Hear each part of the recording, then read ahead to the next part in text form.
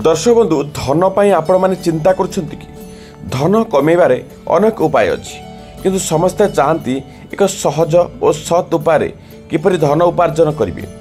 तेबे जानंतु कि सरल उपाय जहाद्वारा धन उपार्जन अति सहज हो प्रबल अति प्रबल धन उपार्जन करें। प्रतिदिन शिवलिंग उपरे जल और बेलपत्र चढ़ातु। माँ महालक्ष्मी और विष्णु को पूजा करंतु। सप्ताह गोटे दिन व्रत करंतु। सोमवार व्रत रखिले चंद्रमा प्रसन्न हेबे।